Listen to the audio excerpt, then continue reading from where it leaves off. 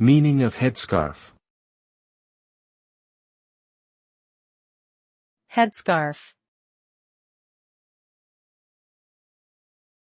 Headscarf. Headscarf.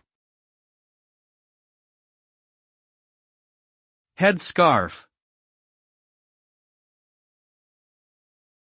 A headscarf is a cloth garment that covers the head and often the neck. It can be worn for cultural, religious, or fashion reasons.